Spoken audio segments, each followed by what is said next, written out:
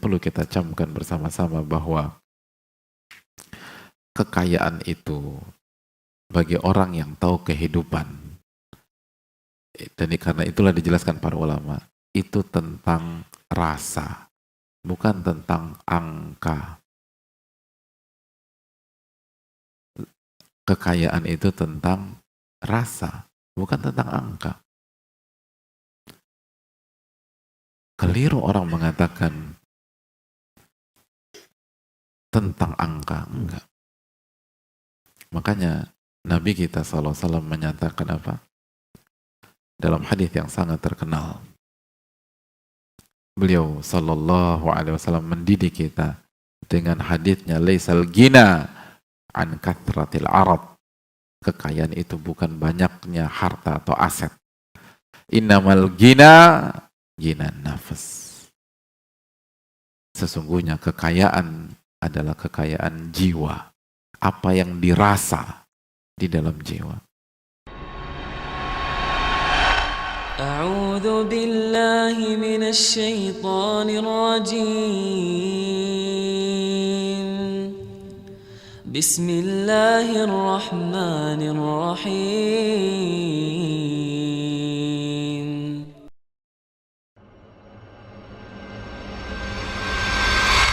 Assalamualaikum warahmatullahi wabarakatuh.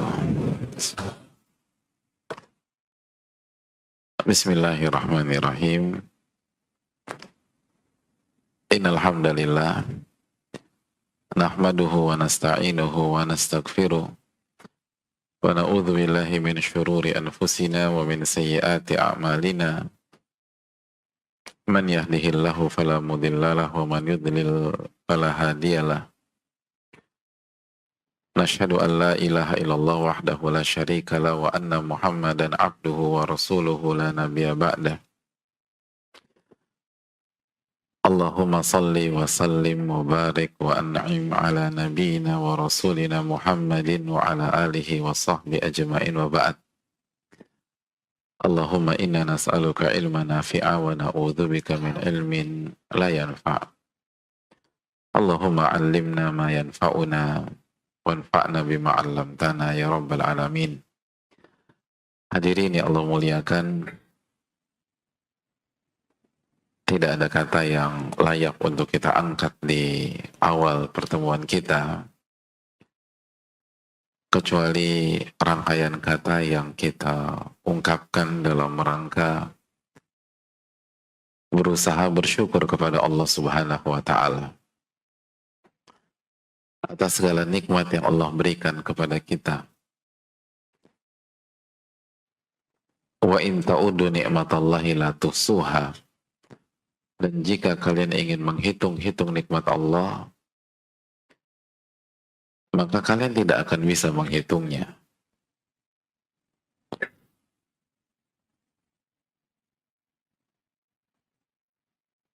Siapa yang bisa menghitung detakan jantungnya sendiri?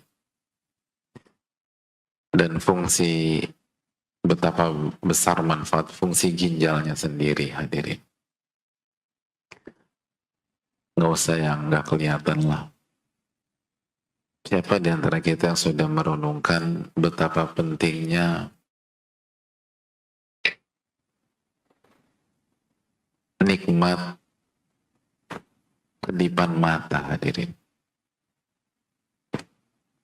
Bayangin nggak sih kalau kita bangun di pagi hari dan di hari itu kita nggak bisa ngedip? Itu betapa sengsaranya kita naik motor, hadirin. Itu semua debu, segala, sampai sendal mungkin masuk ke mata kita. Nggak bisa ngedip, hadirin. Pas hujan kayak begini nggak bisa ngedip. Woy, kita fokus ke payung. Padahal kalau nggak ada payung, basah, hadirin. Tapi kalau nggak bisa ngedip kan repot. Tuh air masuk ke mata semua.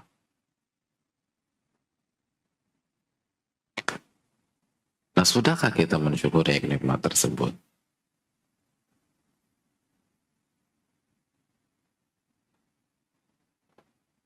Yang sederhana dulu lah, hadirin sekalian. lubang hidung udah disyukuri belum hadirin? Coba kalau Allah kasih bonus satu lagi, jadi 3 lubang hidung kita. Itu mau mancung kayak apa? Kira-kira ganteng gak tuh hadirin? 3 gitu.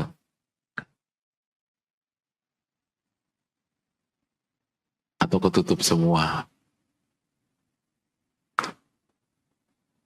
Wa in ta'udu ni'matallahi la tuhsuha. Dan jika kalian ingin menghitung nikmat-nikmat Allah, kalian gak akan bisa menghitung.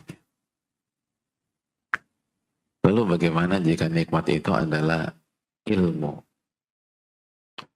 Yang satu ayat itu lebih mahal daripada dunia dan seisinya.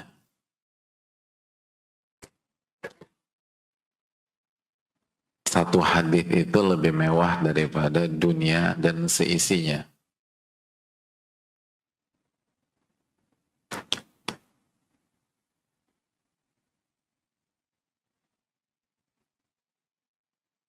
Makanya Nabi SAW menawarkan sesuatu yang mewah kepada para sahabatnya.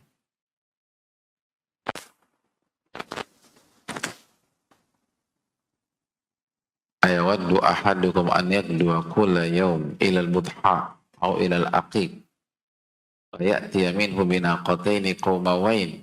Siapa di antara kalian berminat untuk pergi setiap hari ke Budhan dan Aqiq?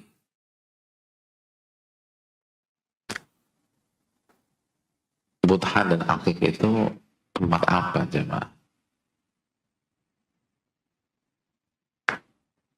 Ada yang tahu? Dapat hadiah.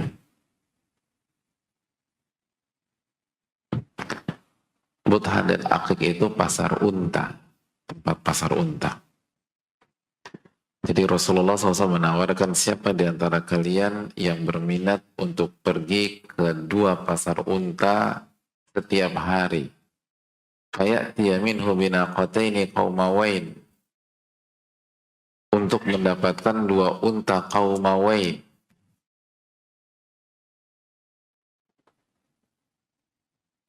Setiap hari ke sana dapat 2 unta. Besok ke sana lagi 2 unta lagi. Lusa ke sana lagi 2 unta lagi.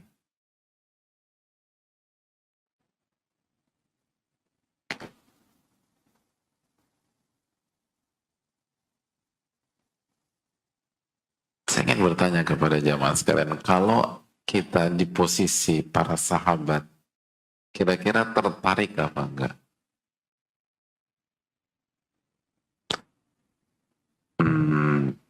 Nanti dulu lah Pak Ustaz. Belum punya kandangnya. Gitu. Gak usah banyak mikir hadirin. Tahu nggak berapa harga unta qaumawain?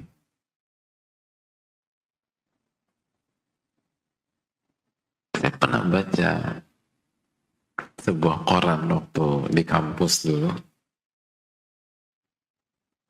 Itu ada, kalau koran di sini kan jual mobil bekas gitu ya, mobil second. Nah karena di sana itu ada jual tapi masa onta second sih, jual onta gitu. Itu harganya miliaran, hadirin. Miliaran. Ada yang sementara saya baca 8 miliar.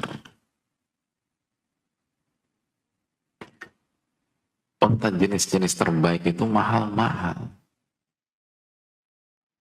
Nah kalau misalnya satu onta qaumawain 8M, maka 2 onta berapa? 16 miliar. Dan Nabi SAW menawarkan setiap hari. Nabi kita SAW menawarkan setiap hari. Berarti per bulan income antum berapa? 16 kali berapa? 30 atau 22 masa aktif kerja? Tiap hari, kula yaum, tiap hari, nggak ada kaitannya dengan weekdays atau weekend, tiap hari.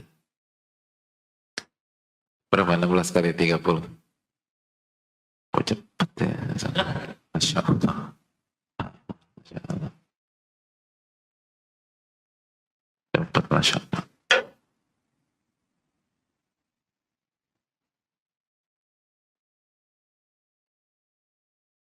Makanya nggak usah mikir.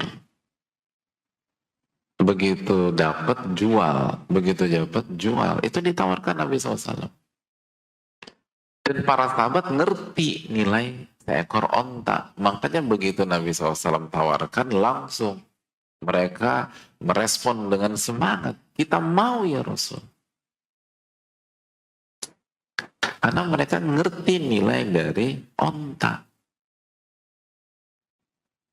Antum tadi diam. Kenapa? Karena nggak ngerti dunia perontaan. Jadi diam. Makanya pentingnya ilmu tuh. Begitu mereka mau berangkat, kata Nabi SAW, awala yagdu ahadukum ilal masjid. Kalau kalian tertarik mendapatkan 2 onta qaumawain setiap hari, kenapa kalian tidak pergi saja ke masjid? Oh, kita bingung, emangnya ada onta di masjid? Lalu Nabi SAW berusaha menjelaskan.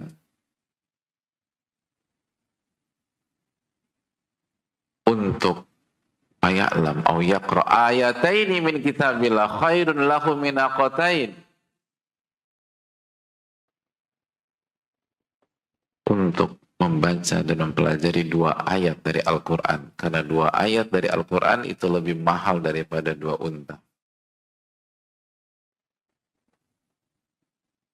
Wasalat khairun lahu min salat. Dan 3 ayat lebih mahal daripada 3 unta.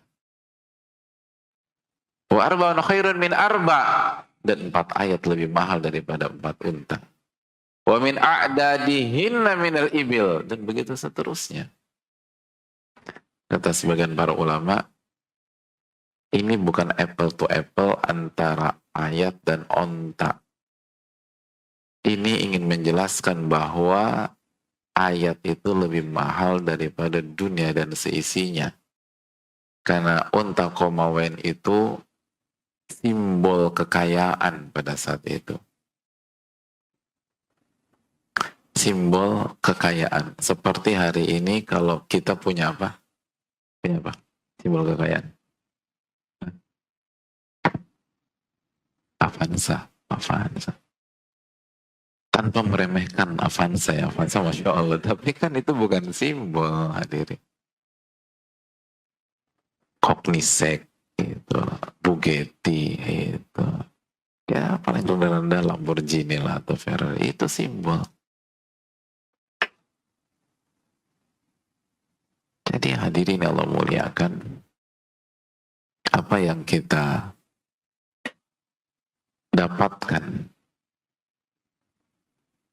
dari ilmu itu mahal, itu mewah. Dan setiap kenikmatan butuh rasa syukur. Maka di awal pertemuan kita, sudahkah kita mensyukuri ilmu yang kita dapatkan selama ini? Kata Al-Imam Abu Hanifah, rahimahullahu ta'ala, 1 dari 4 imam madhab, beliau menyampaikan rahasia beliau mendapatkan ilmu nafi. Kata beliau, saya mendapatkan ilmu karena berusaha banyak bersyukur dan bertahmid kepada Allah Subhanahu wa ta'ala. Gitu. Jadi kalau para ulama itu ketika kajian berpikir bukan hanya datang, memahami, mengerti, tapi juga berpikir bagaimana saya mengamalkan ilmu itu. Bagaimana saya bersyukur terhadap ilmu yang Allah kasih ke saya pada hari ini. Itu penting.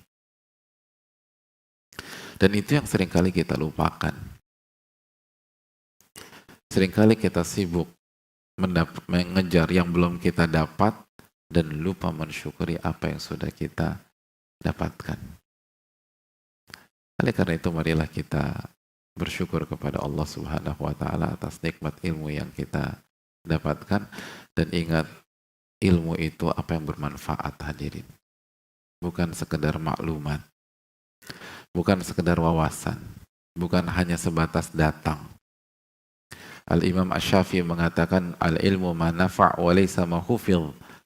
Ilmu itu yang bermanfaat, bukan sekedar dihafal, walaupun hafalan itu penting. Ilmu itu yang bermanfaat kita di dunia dan di akhirat. Ilmu itu yang ilmu yang membuat kita diselamatkan oleh Allah Subhanahu wa taala. Bukan hebat-hebatan, bukan pinter-pinteran, bukan jago-jagoan. Makanya doa sebagian para ulama besar dulu, sebagaimana doanya Sa'id bin Musayyib apa? Allahumma sallim sallim. Ya Allah selamatkan saya. Ya Allah selamatkan saya. Jangan sampai ilmu kita menjadi bumerang bagi kita. Dan semoga Allah selamatkan kita dengan ilmu kita tersebut. Ilmu itu cuma ada dua opsi hadirin. Sebagaimana sabda Rasulullah SAW. Wal Qur'anu hujjatun laka wa alaik. Quran itu menjadi hujjah, penolong, pemberi syafaat bagi Anda, atau menjadi bumerang yang akan menyerang Anda. Karena itu ini yang perlu kita terus ingatkan. Fokus bukan hanya tentang maklumat. Fokus bukan hanya tentang konten. Fokus bukan hanya sebatas hadir. Tapi fokus bagaimana ilmu kita ini bermanfaat. Itu inti dari ilmu. Itu inti dari ilmu.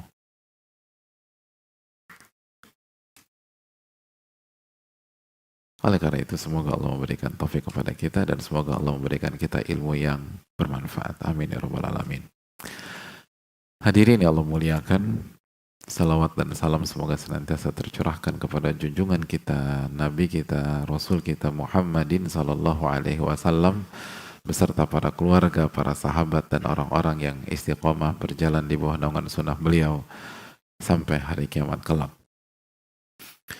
Hadirin yang Allah muliakan, kita tahu bersama-sama bahwa kondisi banyak di antara kita pada hari ini tuh nggak mudah.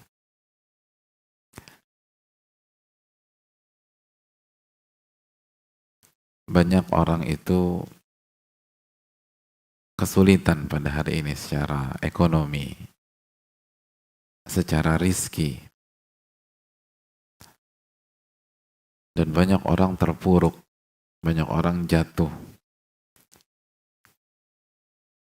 Banyak orang tertekan, dan semoga Allah jaga kita dari hal itu semua, dan semoga Allah memberikan hidayah kepada semua yang tertekan pada hari-hari ini. Amin ya rabbal alamin. Oleh karena itu hadirin Allah muliakan, salah satu hal yang perlu kita sampaikan dan kita ingatkan di antara kita adalah tentang masalah rizki dan tentang kunci-kunci rizki agar kita bisa istiqomah, bisa menjadi hamba Allah Subhanahu wa taala terlepas apapun ujian Allah kepada kita.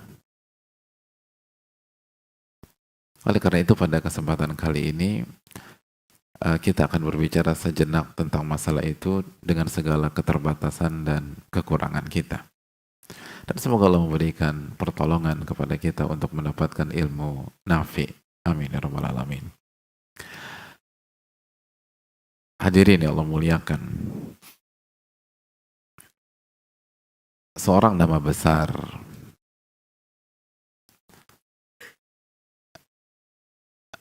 yang bernama Abu Hazim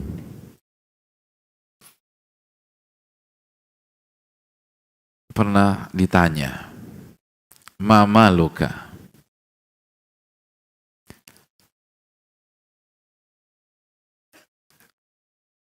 Apa hartamu?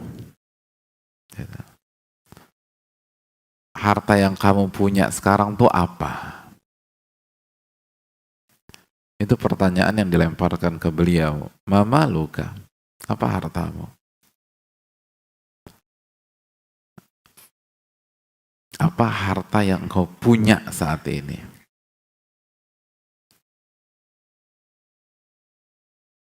Nah, Kalau kita ditanya seperti itu, Mas,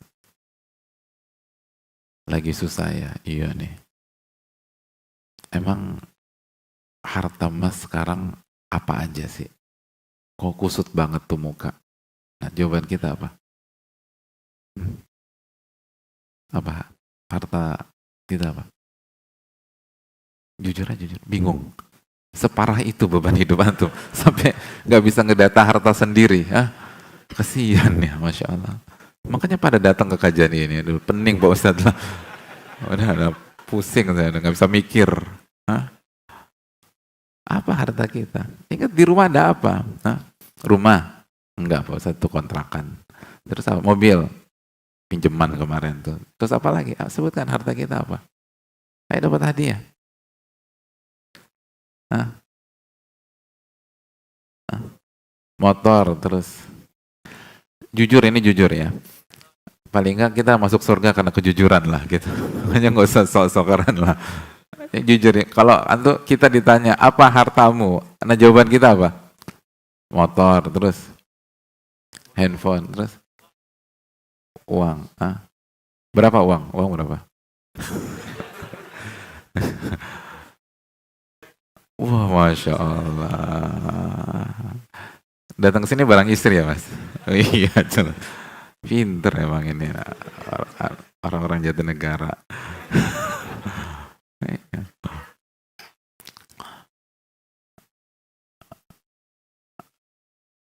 Hadirin Allah muliakan. Ketika Abu Hazim ditanya, kata beliau, malan. Saat ini saya punya 2 harta, kata beliau.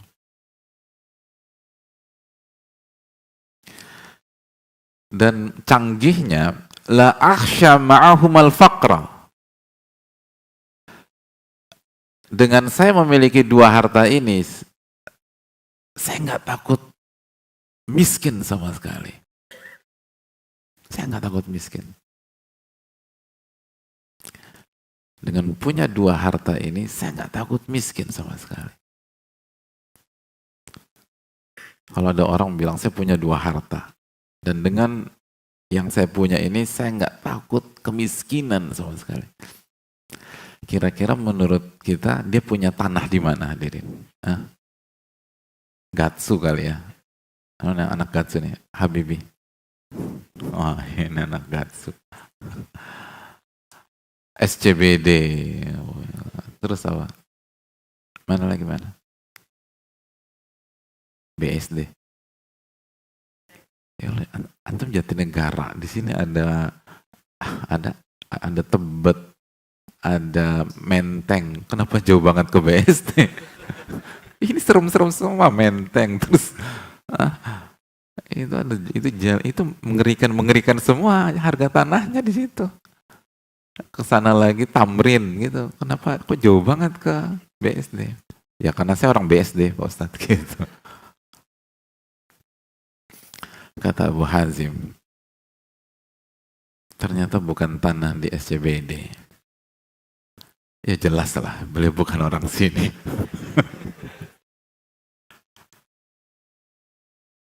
Kata beliau, yang pertama itu at-thiqatu billah. Percaya dan yakin sama Allah. Yang kedua, wal ya'su mimma fi aidin nas. Dan tidak tertarik dengan apa yang dimiliki oleh manusia. Allahu Akbar. At-thiqatu billah, yakin sama Allah Subhanahu wa taala. Percaya dengan Allah tabaraka wa taala.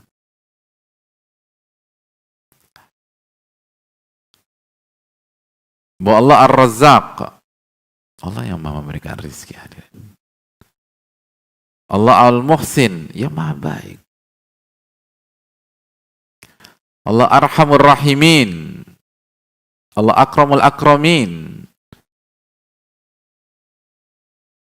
Dan putus asa, nggak tertarik sama sekali dengan apa yang dimiliki oleh orang lain, nggak tertarik.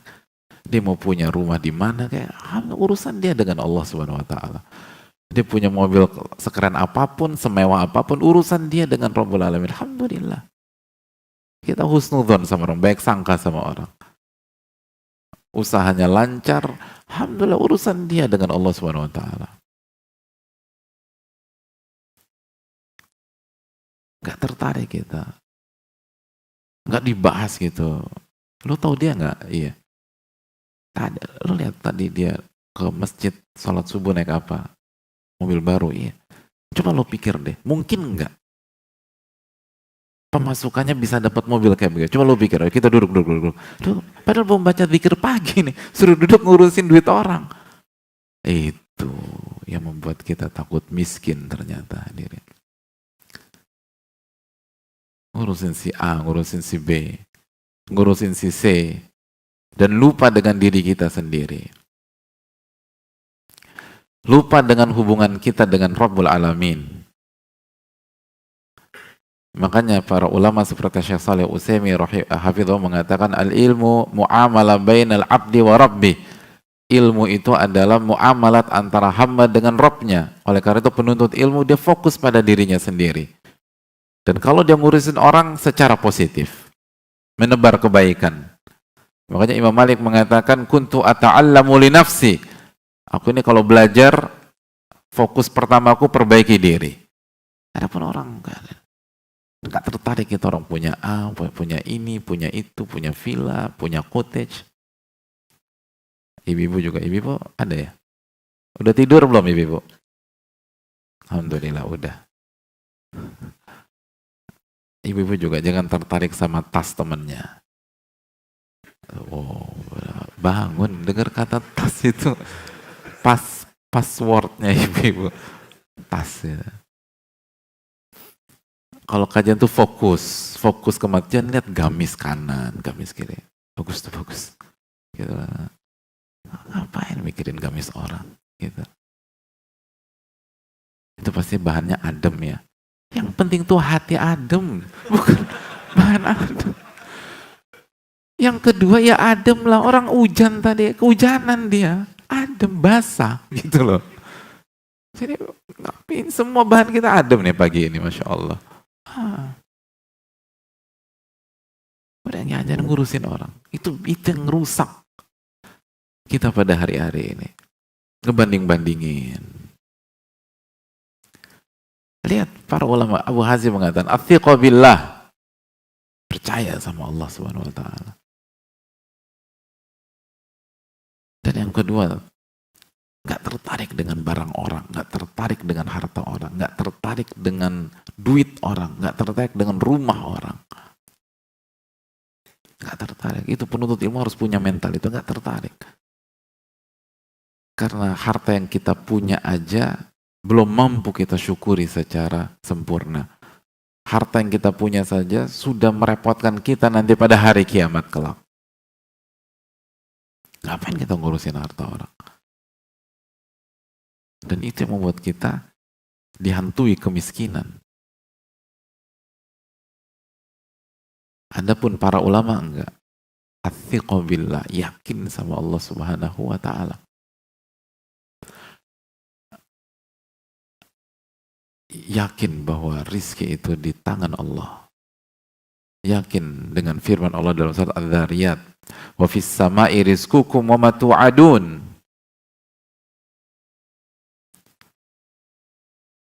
Dan di atas langitlah rizki kalian dan apa yang dijanjikan untuk kalian. Adz-Dzariyat ayat 22. Kata Maryam Al-Basriyah, beliau mengatakan, mahtammamtu birizki wala ta'ibtu fi talabi mundu sami'tu Allah azza wa jal yaqul wa fis sama'i rizqukum wa ma tu'adun. Aku tidak pernah ambisi lagi terhadap mendapatkan rizki. Dan aku enggak capek, letih, lelah, mumet dalam memikirkan bagaimana mendapatkan rizki. Setelah aku mendengar firman Allah Subhanahu wa taala, wa fis sama'i rizqukum wa ma tu'adun. Dan di atas langitlah rezeki kalian. Dan apa yang dijanjikan untuk kalian. Bukan berarti malas cari rezeki, bukan. Bukan berarti tidak menunaikan kewajiban kita sebagai pemberi nafkah, enggak. Tapi enggak tertekan, itu maksudnya. Enggak tertekan, enggak takut, enggak parno, enggak bingung tentang masa depan. Karena yakin rizkinya bukan tergantung kondisi yang ada. Rizkinya ada pada Ar-Razzaq subhanahu wa ta'ala. Makanya hadirin yang Allah muliakan, Al-Hasan bin Saleh pernah mengatakan, Rubbama asbahtu ma ma'i dirham. Seringkali aku bangun di pagi hari, aku nggak punya 1 dirham pun. Anggap saja 1 dirham sekarang 80 sampai 100 ribu, nggak punya uang. 1 dirham artinya nggak punya uang. Wa ka'anna dunya kullaha qad hizat li. Tapi perasaanku, kata beliau, itu seperti orang yang punya semua isi dunia. Allahu Akbar. Saya nggak punya duit. Pas bangun nggak punya duit. Tapi subhanallah kasih perasaan kepada saya. Seperti saya punya semuanya. Saya punya dunia. Oleh karena itu yang poin yang pertama kali harus kita camkan, hadirin. Rizki itu terbagi menjadi 2. Rizki zahir dan rizki batin. Itu yang dijelaskan oleh Ibnu Mandzur ketika menjelaskan tentang kata rizki dalam bukunya yang sangat terkenal dan menjadi rujukan dalam bahasa Arab. Apa nama bukunya?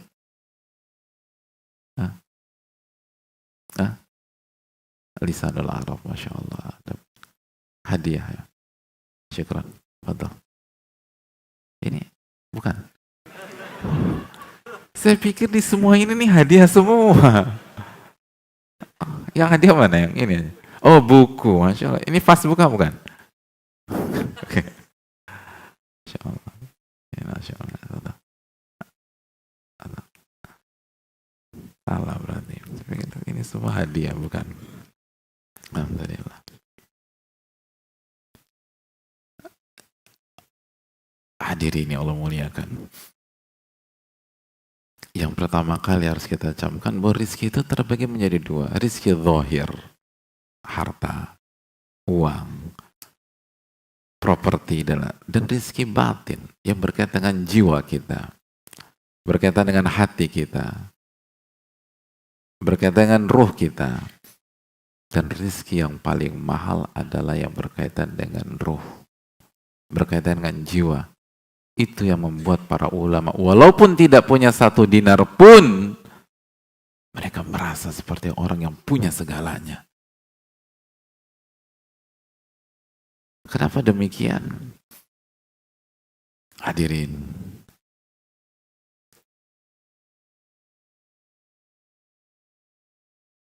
karena kita itu, atau inti dari kehidupan kita adalah kehidupan ruh. Ulama mengatakan, ya khadimal jismi, kam tashqa bi khidmatihi. Wahai pelayan-pelayan jism, wahai pelayan jasmani, betapa seringnya kamu kecapean, kamu sakit, kamu sengsara, gara-gara kamu melayani jasmani kamu. Atutlubur ribha fima fihi khusranu. Apakah kamu cari keuntungan di sesuatu yang pasti rugi? Aqbil ala nafsi wastakmil fadailaha. Fokuslah menata jiwa dan sempurnakan jiwa dan hati Anda. Fa anta bin nafsi la bil jismi insanu. Anda itu jadi manusia karena jiwa dan roh Anda, bukan sebatas karena jasmani Anda. Itu kata para ulama. Mereka yang memberikan pesan bahwa kita jadi manusia itu karena ruh kita. Kehidupan ruh adalah kehidupan yang terpenting dalam kehidupan. Kehidupan hati. Ala inna fil jasadi mudghah. Idza saluhat saluhal jasadu kullu wa idza fasadat fasadal jasadu kullu ala wahayal qalbu. Ketahuilah, di dalam jasad manusia ada segumpal daging. Kalau daging itu baik, baik semua seluruh anggota badan. Baik semua jasmani. Wa idza fasadat, dan kalau segumpal daging itu rusak, semua jasmani rusak. Pemikiran rusak. Semua berantakan. Ala wahyal qalbu, ketahuilah, segumpal daging itu adalah qalbu, hati kita, jiwa kita. Dan ulama memberikan pesan besar, barang siapa yang hidupnya melayani jasmaninya, maka dia akan sengsara. Bukan satu, bukan dua kali, bukan tiga kali, bukan empat kali. Kam tashqa bi khidmatihi. Betapa sering kalian sengsara. Betapa sering kamu sengsara karena kamu sibuk melayani jasmani kamu. Jangan melayani jasmani. Itu awal dari kehancuran kita. Fokus kepada qulub. Fokus kepada hati. Dan itu yang diajarkan oleh para ulama.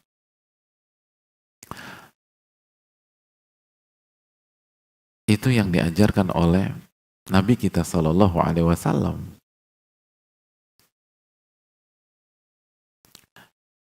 Dan itu yang membedakan orang yang ngaji dan orang yang nggak ngaji. Orang yang belajar agama dengan orang yang tidak belajar agama. Masih ingat? Ketika Allah Subhanahu Wa Taala menjelaskan sebuah kejadian di masa sebelum Rasulullah Sallallahu Alaihi Wasallam. Ketika ikonnya dan simbolnya kekayaan melakukan show of force, membuat sebuah pameran harta dia. Siapa dia?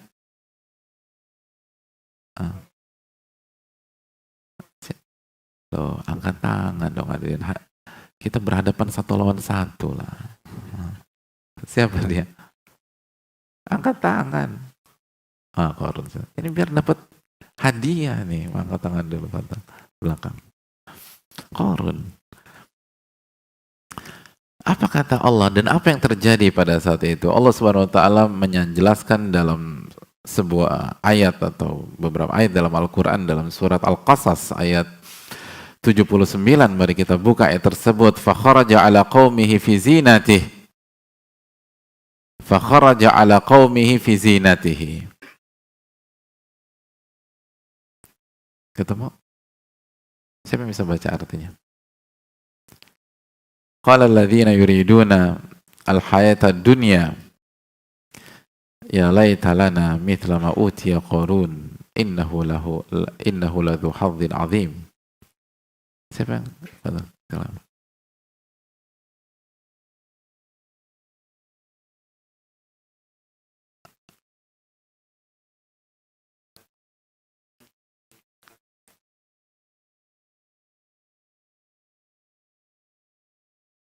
Jazakallahu khairan. Ketika Qarun keluar, fa kharaja ala qaumihi fi zinati. Dikeluarkan semua tuh hartanya. Qala alladziina yuriduna al-hayata dunya. Berkata orang-orang yang menginginkan kehidupan dunia, orang-orang awam, orang-orang yang fokusnya ke jasmani, ke fisik, ke materi.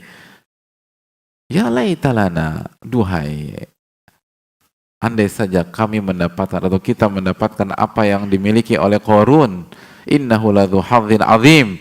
Itu sebuah pencapaian yang begitu luar biasa. Kagum dia. Mereka terkagum-kagum dengan hartanya Qarun. Lalu apa yang Allah firmankan di ayat berikutnya? Apa komentar ulama pada saat itu?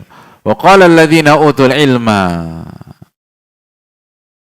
Maka decak kagum mereka direspon oleh orang-orang yang punya ilmu. Lihat, punya ilmu. Berarti kita yang Allah kasih hidayah untuk datang ke kajian, untuk menuntut ilmu, kira-kira Kita ngikutin pihak yang di ayat 79 atau ayat 80? 80. Wa qala alladziina utul ilma, berkata orang-orang yang diberikan ilmu, wailakum, celaka kalian. Thawabullahi khairun liman aman wa amila salihah. Pahala ganjaran yang Allah berikan kepada orang-orang beriman dan beramal saleh lebih baik daripada yang dimiliki oleh Qarun. Lebih mewah dibanding yang diberikan oleh Qarun, didapatkan oleh Qarun. Wala yulaqqaha illa sabirun, dan tidak ada yang mendapatkan kecuali orang-orang yang sabar. Lihat bagaimana Allah menjelaskan kepada kita. Anda kagum dengan hartanya Qarun? Pahala Allah lebih besar dari itu. Anda menganggap itu besar, pahala Allah jauh lebih besar lagi. Hadirin, dijelaskan sebagian ahli ilmu, ini penting. Lihat bagaimana cara berpikir orang awam dengan cara berpikir ahli ilmu itu berbeda. Orang awam itu berpikir, secara umum berpikir sesuatu yang kasat mata saja, yang tangible, yang terlihat.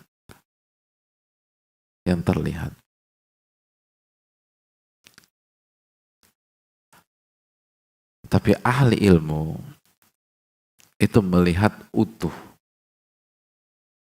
zahiran wa batina, secara zahir dan secara batin. Dan fokus mereka secara batin, tanpa meremehkan zahir.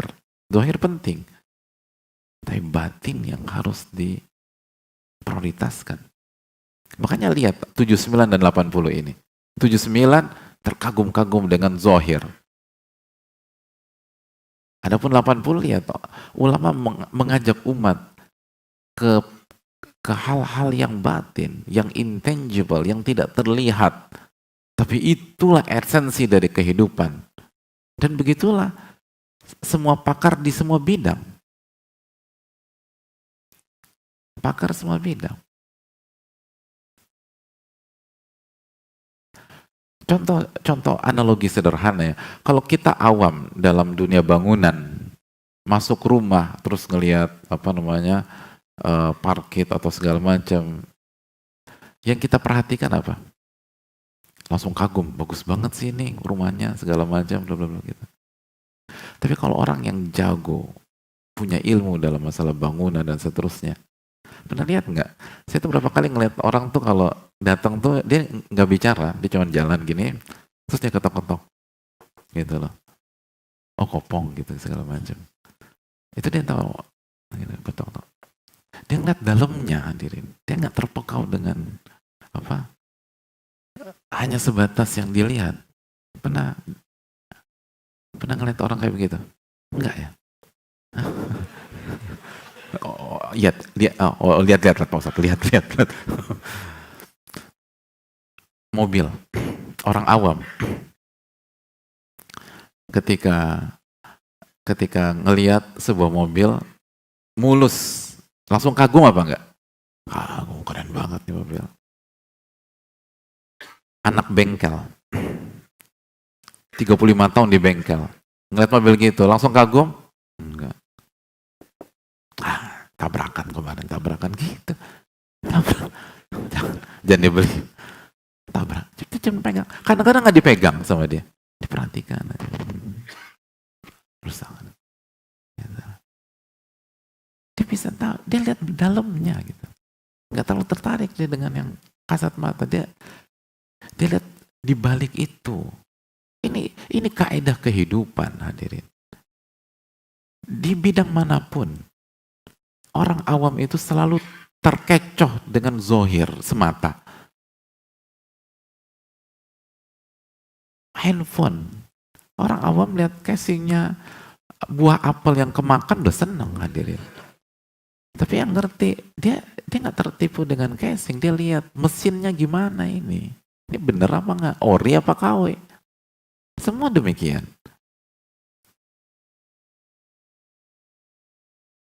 Semua demikian. Dia nggak tertipu dengan itu. Nah, bagaimana dengan kehidupan Jangan sampai kita tidak diberikan taufik oleh Allah sehingga sempit untuk menilai harta atau rizki. Wa qala alladziina utul ilma, berkata orang-orang yang diberikan ilmu, wailakum, celaka kalian. Lihat, diajak orang-orang awam tuh berpikir. Jangan hanya lihat zohir. Lihat yang tidak terlihat juga. Wailakum, thawabullahi khairun liman amana wa amila salihah. Pahala dari Allah itu lebih besar dibanding yang dipertontonkan oleh Qarun. Tapi harus sabar, kata para ulama. Sabar.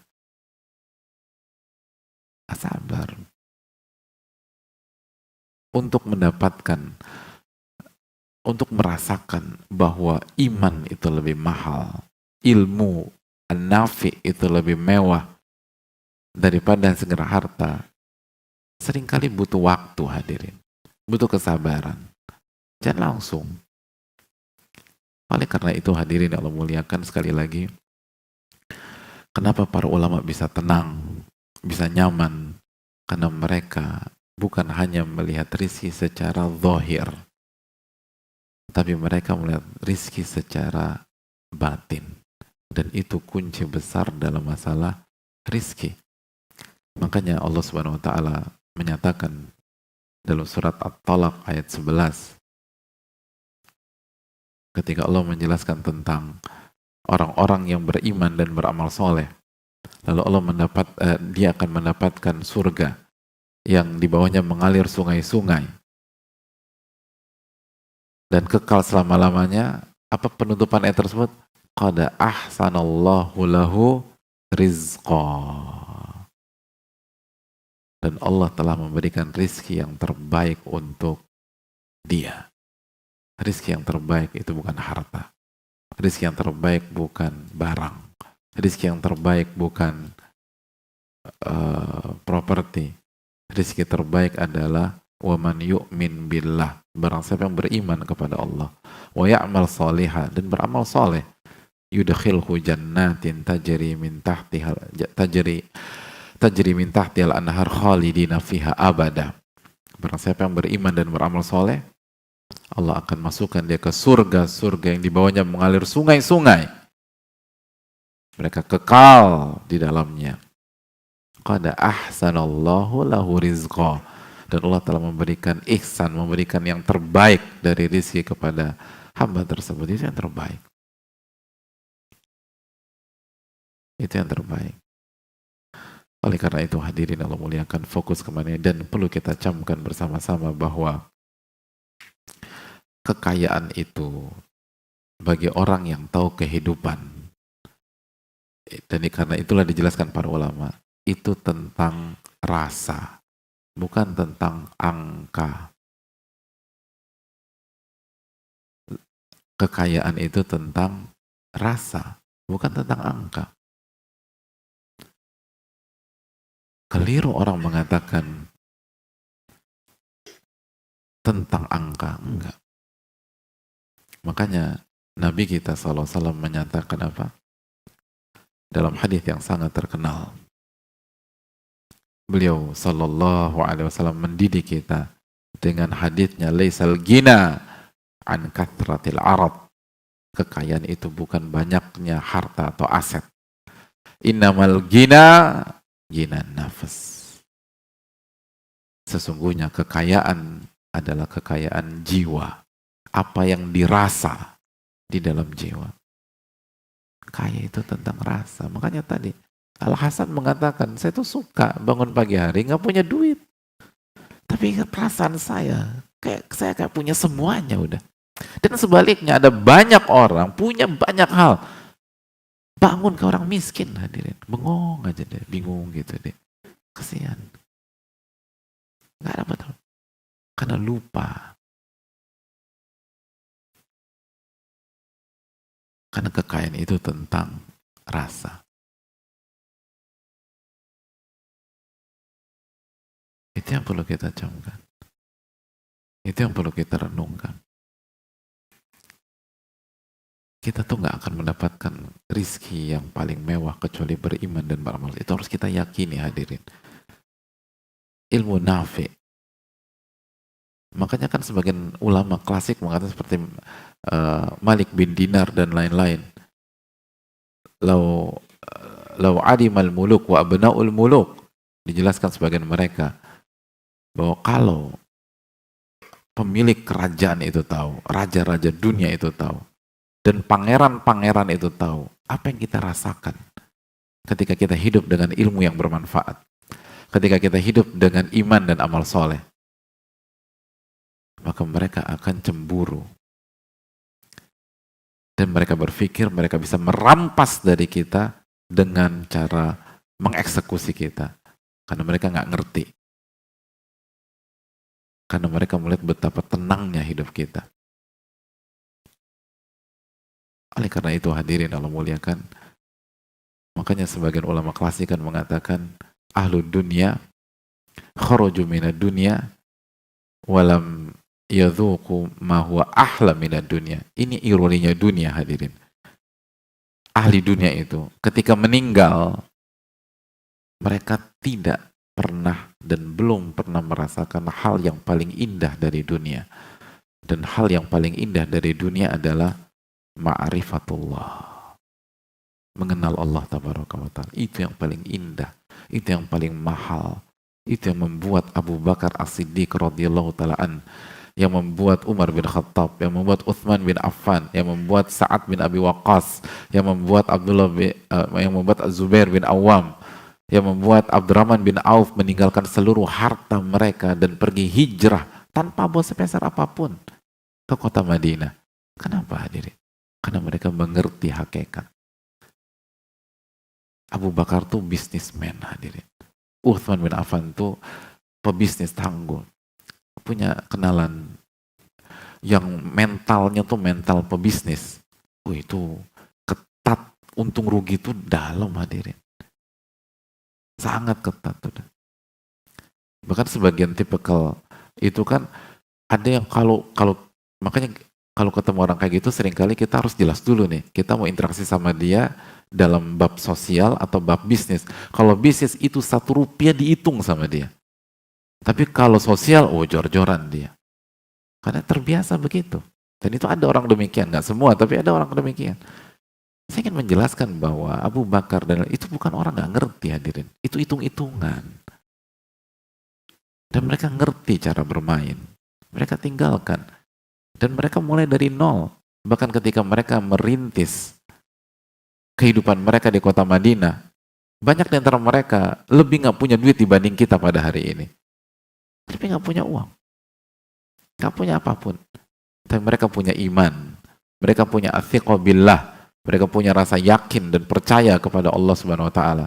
Mereka yakin bahwa rezeki mereka di tangan Allah dan tidak akan wafat kecuali rezekinya dibayar sempurna atau dikasih sempurna oleh Allah Subhanahu wa taala sebagaimana dalam hadis. Oleh karena itu hadirin yang Allah muliakan, kita harus banyak fokus dalam masalah ini.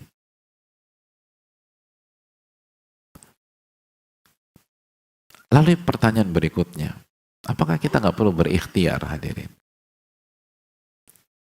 Apakah kita nggak perlu berusaha? Udah yang penting batin aja, udah tenang batin gitu. Mas nggak cari nafkah? Batin. Gohwa. Apakah demikian? Tidak hadirin sekalian. Harus berusaha. Nabi kita Shallallahu Alaihi Wasallam menjelaskan tentang hal ini dalam hadis yang sangat populer, hadis yang menginspirasi kita,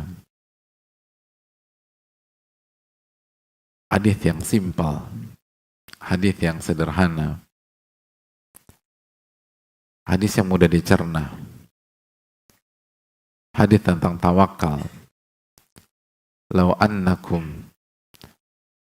tawakkaluna law annakum tatawakkaluna 'ala Allahi haqqa tawakkulih la razaqakum kama yarzuqu at-tayr taghdu khimasan wa taruhu bitana. Dalam hadis Tirmidzi, Nabi SAW mengatakan kalau kalian bertawakal kepada Allah dengan sebenar-benarnya tawakal, maka Allah akan kasih kalian rizki sebagaimana Allah kasih kepada seekor burung. Taqdu khimasan wa taruhu bitana. Burung itu keluar dari sarangnya di pagi hari dalam kondisi lapar dan pulang di sore hari dalam kondisi perut kenyang dan bawa makanan buat anak-anaknya. Ini menunjukkan bahwa salah satu bukti bahwa keyakinan kita pada rizki secara batin itu benar, kita berjuang mencari nafkah secara zahir. Karena Nabi SAW mengatakan, Lau annakum tatawakkaluna 'ala Allahi haqqa tawakkul. Kalau kalian benar-benar bertawakal, ini kan batin hadirin. Tawakal bergantung kepada Allah. Dengan sebenar-benarnya tawakal, dengan tawakal yang sejati. Diam aja di rumah? Enggak. Allah akan kasih rizki sebagaimana Allah kasih rizki kepada seekor burung. Taqdu khimasan wa taruhu bitana. Burung pergi di pagi hari dan pulang di sore hari dalam kondisi kenang dan bisa kasih makan. Artinya kalau kita benar-benar menguasai rizki secara batin, dan salah satunya adalah benar-benar menyerahkan diri kepada Allah dan yakin wa fis sama'i rizqukum wa ma tu'adun, dan rizkimu itu di atas langit. Lalu kita berjuang, maka jarak antara kita dan rizki kita setiap hari insya Allah tidak lebih dari 12 jam. Kan pagi sampai sore aja. Itu janji Nabi SAW. Dan Nabi nggak bohong. Wa may yantiqu 'anil hawa in huwa illa wahyun yuha. Nabi nggak berbicara dengan hawa nafsunya, tapi wahyu yang Allah wahyukan kepada beliau dalam surat An-Najm ayat 3 dan 4. Nabi SAW mengatakan pagi lapar, sore udah kenyang, kata Nabi SAW, dan bawa makan buat anak-anak. Kalau benar-benar tawakal, lau annakum tatawakkaluna 'ala Allahi haqqa tawakkul la razaqakum. Allah pasti akan kasih rezeki kepada kalian. La razaqakum. Allah kasih rezeki. Itu pasti. Makanya kita mulai dari rizki batin dulu, karena ini kuncian hadirin. Karena untuk mendapatkan rizki zahir itu sangat membutuhkan rizki batin. Allah kan kasih rizki. Yang jadi masalah kita nggak tawakal, itu masalahnya. Kita ngarep sama orang.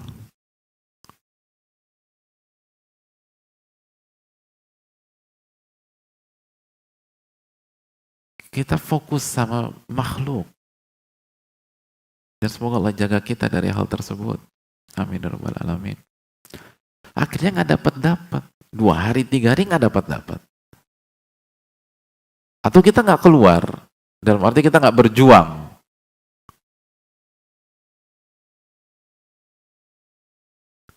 Hadirin yang Allah muliakan. Kita harus berjuang. Tapi hati kepada Rabbul Alamin. Jangan hati itu ke sabab yang sedang kita upayakan, enggak. Oleh karena itu, hadirin yang Allah muliakan,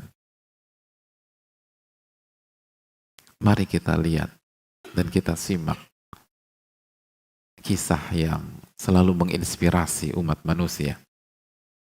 Ketika Nabi Ibrahim alaihissalam meninggalkan istri beliau di lembah yang bernama Bakkah, tanpa ada satupun titik kehidupan di sana.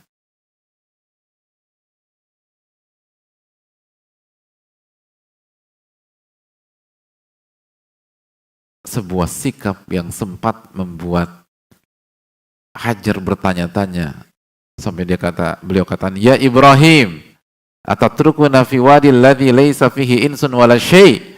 Wahai suamiku Ibrahim, apakah engkau meninggalkan aku dan anak kita di lembah yang tidak ada kehidupan, gak ada kehidupan sama sekali. Nggak ada. Nggak ada korma. Nggak ada rumput. Nggak ada air. Nggak ada onta. Onta aja nggak mau tinggal di sana waktu itu hadirin. Nggak mau.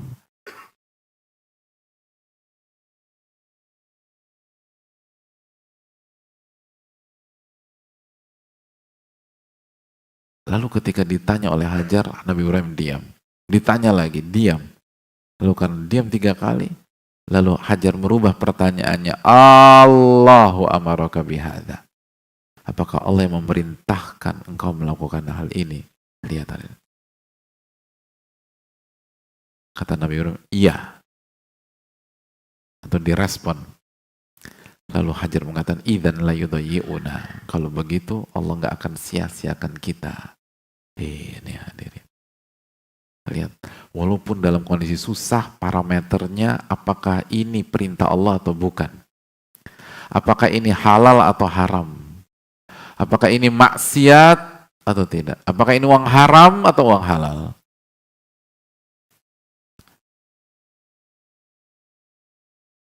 Hajar ketika mengatakan itu bukan sedang bergelimang harta.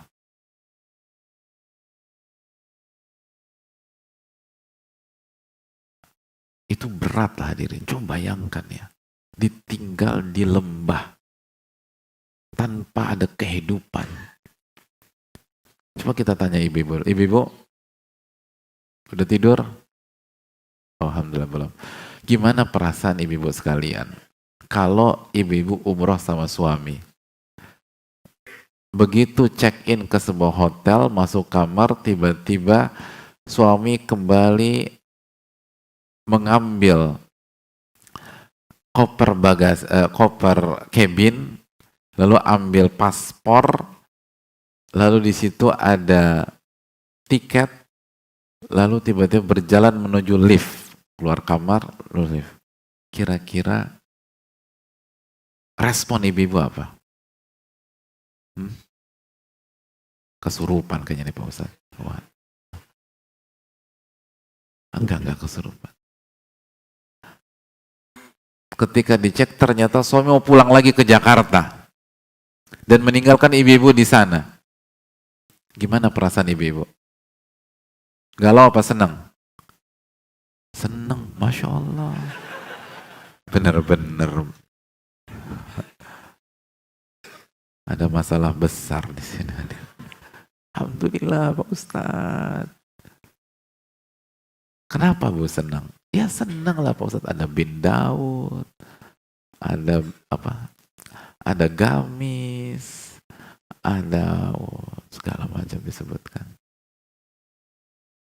Dulu tuh nggak ada apapun.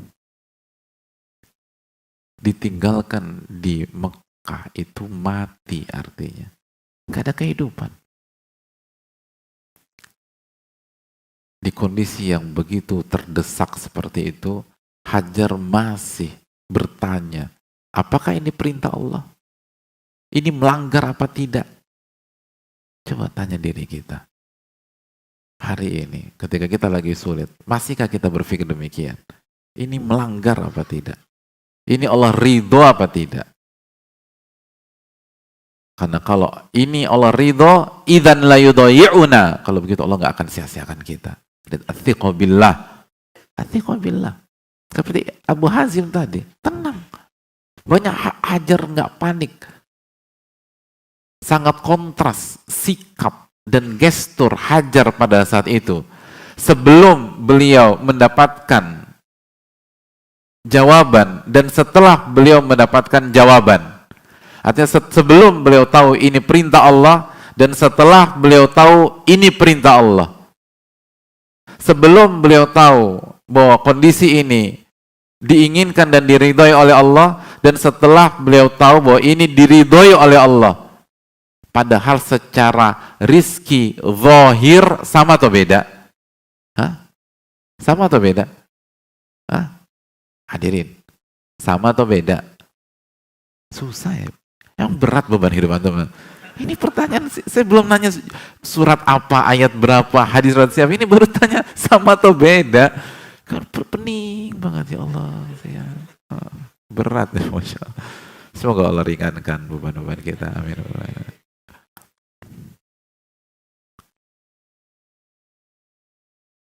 Lihat, sebelum Hajar mengetahui bahwa ini perintah Allah, ini diridhai oleh Allah, beliau menekan suaminya. Ya Ibrahim, atatatrukuna fi hadzal wadi alladzi laisa fihi insun wala syai'. Wahai Ibrahim, apakah kau tinggalkan kita di sini? Wahai Ibrahim, apakah kau tinggalkan di sini? Beliau nggak nyaman. Tapi begitu beliau tahu bahwa ini perintah Allah, berarti Allah ridhoi, berubah hadirin. Idzan la yudayyi'una. Kalau begitu Allah nggak akan sia-siakan kita. Berhenti, nggak ngejar lagi. Berhenti. Beliau hentikan langkah kaki beliau dan beliau fokus bertahan bersama Ismail. Pertanyaan kembali. Saya ingin tanya, sebelum beliau mendengar jawaban suaminya atau sebelum beliau mengetahui bahwa ini perintah Allah, dan setelah beliau mengetahui bahwa ini perintah Allah, secara rizki zahir ada perubahan apa tidak? Nggak ada perubahan. Sama. Tapi secara rizki batin ada perubahan apa tidak? Perubahan. Yakin, berarti benar ini saya. Nggak mungkin Allah sia-siakan saya. Wa fis sama'i rizqukum wa ma tu'adun. Wa man yattaqillaha yaj'al lahu makhraja wa yarzuqhu min haitsu la yahtasib. Barang saya bertakwa kepada Allah, Allah akan berikan jalan keluar dan rizki dari arah yang tidak diduga-duga. At-Talaq ayat 2 dan 3. Yang penting ini perintah Allah, yakin saya. Berubah total 180 derajat. 180 derajat berubah. Padahal secara zahir nggak ada perubahan. Dan Nabi Ibrahim pun nggak ada janji untuk rizki zahir, nggak ada. Nabi Ibrahim nggak, tenang, beb, tenang aja. Aku langsung transfer 500 juta, santai. Gitu. Tapi juga percuma transfer 500 juta, nggak ada tukang mie ayam di sana, nggak ada mandi laham di sana, nggak ada jual, nggak ada gunanya. Tapi nggak ada perubahan, hadirin. Tetap rizki zahirnya sama, persis sama. Kok bisa beda 180 derajat? Dan hanya dalam hitungan waktu yang sangat singkat. Itu seorang mukmin, hadirin. Itulah pentingnya zikrullah. Dalam berjuang, ala bidzikrillahi tatma'innul qulub. Ketahuilah dengan mengingat Allah hati jadi tenang. Padahal kondisi sama. Terus, apa yang dilakukan oleh Hajar? Hah? Yang dilakukan oleh Hajar apa? Healing? Hah? Apa yang dilakukan oleh Hajar? Hah? Hah? Window shopping? Hah? Ya, beliau tawakal dan beliau berjuang. Beliau mulai dengan sofa untuk mencari apakah ada air, apakah ada binatang dan seterusnya. Dan sofa dataran tinggi, beliau bisa ngelihat 360 derajat dari situ kondisi sekitarnya. Ternyata nggak ada apa-apa. Turun lagi menuju mana? Marwah.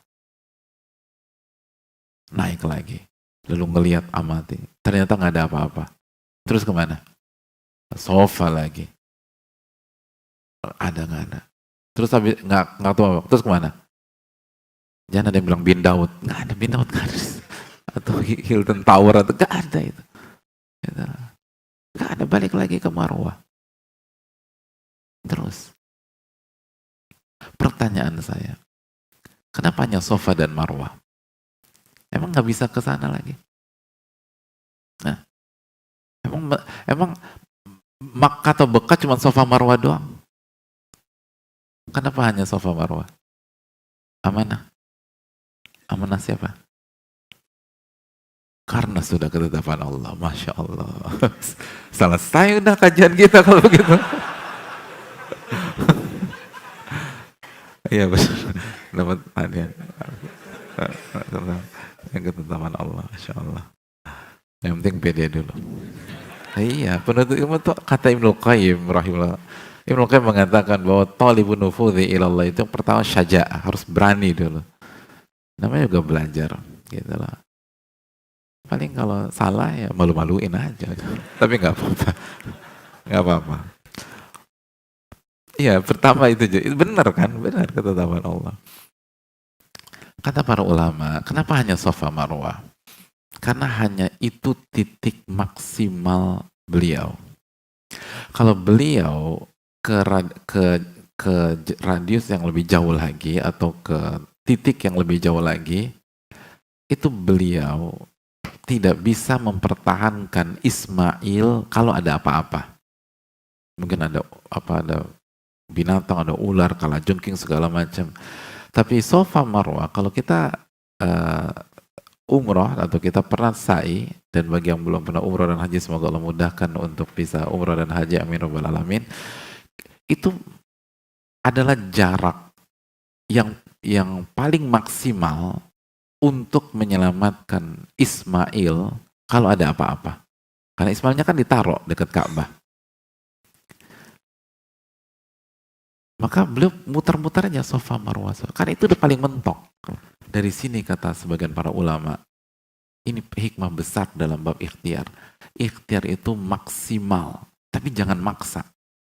Dan setiap orang punya Safa Marwahnya masing-masing gitu pokoknya. Setiap orang dari kita itu punya titik atau perbatasan maksimal masing-masing. Jangan maksa. Yang jadi masalah kita maksa maka jatuh ke dalam hal yang haram. Atau akhirnya terjerat hutang yang nggak karu-karuan karena maksa. Jangan maksa. Hajar nggak maksa, nggak nekat gitu loh. Makanya Hajar nggak sampai Kampung Melayu, nggak bisa diakses. Tapi gimana? Sampai Jatinegara gitu, nggak bisa. Oh, jangan remehkan spirit seorang ibu loh dalam mempertahankan anaknya. Ibu itu kalau udah tentang anak, luar biasa. Benar nggak ibu-ibu? Oh benar, jangan macam-macam kita nih sama ibu. Ini kalau udah tentang anak, luar biasa. Semua kita akan melihat kekuatan, ketangguhan wanita yang mungkin kita nggak pernah lihat sebelumnya. Tapi kenapa hanya Safa Marwah, Safa Marwah, Safa Marwah? Emang nggak bisa? Karena ada batas maksimum gitu di ikhtiar kita. Makanya berjuanglah sampai pada titik Safa Marwah kita masing-masing. Bukan maksain diri. Dan kalau kita ragu, tanya kepada ahli ilmu. Apakah ini masuk ke dalam ad-daruratu bihul mahdhur apa tidak? Apakah ini kondisi darurat yang membolehkan hal yang haram atau tidak? Tanya, jangan kita berfatwa. Jangan kita mufti untuk diri kita sendiri. Kita bukan siapa-siapa. Tapi hukum asalnya adalah ada batas. Lalu apa yang terjadi? Bayangkan, Safa nggak ada, balik ke Marwah nggak ada, Safa dari Marwah ke Safa lagi nggak ada. Dari sini keluar hikmah berikutnya bahwa dalam berjuang mencari rizki, baik yang zahir maupun yang batin, maka lakukanlah upaya mubah yang bisa kita lakukan walaupun secara matematika manusia itu mustahil. Tapi kalau itu yang bisa kita lakukan, lakukan. Lalu nanti kita lihat bagaimana Allah memberikan pertolongan kepada kita. Yang bisa dilakukan Hajar pada saat hanya bolak-balik Safa Marwah. Dan itu yang beliau lakukan. Beliau nggak bilang, kan kemarin, tadi kan udah. Oh, udah dong, kan kita pinter nih. Udah kita ngumpul-ngumpul aja gitu loh, santai. Enggak, kesana aja lah. Udah. Kita ada opsi lagi. Ada opsi apa lagi? Nggak ada opsi lagi? Ya udah kesana lagi aja. Kesana lagi. Kan belum tentu takdir Allah 5 menit yang lalu dengan takdir Allah detik ini kan sama, beda. Walaupun tempatnya sama. Sama-sama di Masjid Al-Fatah, emang sama. Enggak, perubahan waktu bisa perubahan segala hal. Kita sering kali gitu. Ana udah kesana kemarin, atau aku udah lakukan itu, coba lagi. Kecuali ada opsi lain kita coba opsi lain. Tapi kalau nggak ada opsi, itu aja udah kerja.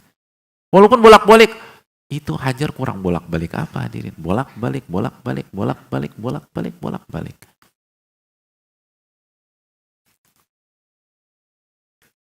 Itu penting.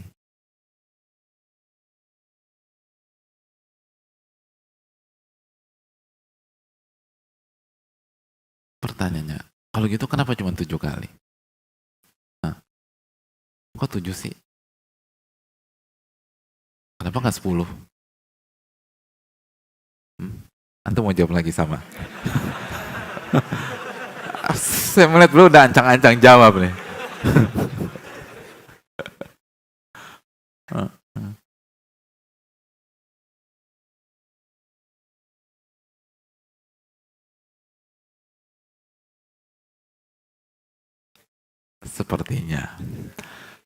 Sepertinya begitu.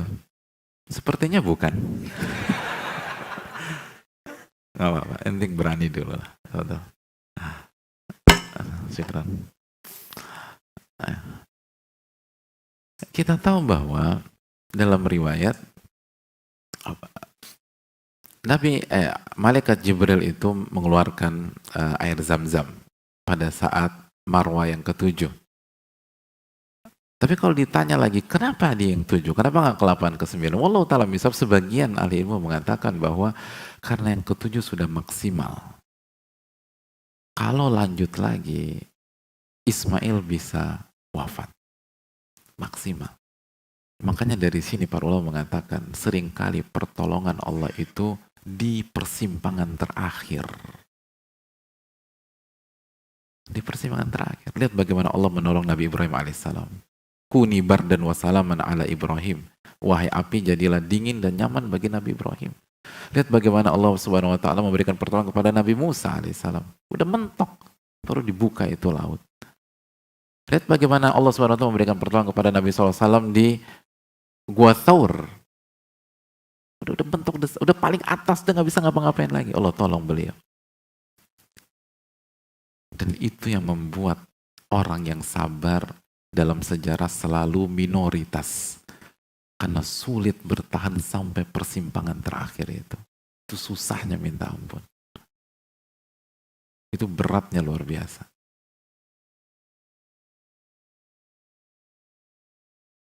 Itu beratnya luar biasa. Dan tetap tawakal sama Allah Subhanahu wa taala.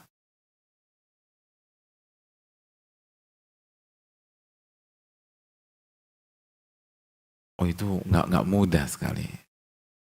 Nggak mudah hadirin. Itu berat. Dan itu ujian keimanan. Ujian keimanan. Oleh karena itu jamaah sekalian, tetap berjuang dan tetap berikhtiar sampai titik darah penghabisan selama itu halal, dan lakukan apa yang bisa kita lakukan. Walaupun secara hitung-hitungan dunia, prediksi manusia tidak akan merubah hasil. Karena yang menentukan bukan manusia, yang menentukan Allah Tabaraka wa Ta'ala. Dan lihat bagaimana nanti Allah menolong kita, membantu kita, memberikan keberkahan kepada kita. Dengan syarat sekali lagi, pada saat kita berjuang, tawakal kepada Allah Subhanahu wa taala, bergantung sama Allah sebagaimana Hajar bergantung sama Allah. Sebagaimana hadis Nabi SAW, "Lo annakum tatawakkaluna 'ala Allahi haqqa tawakkuli."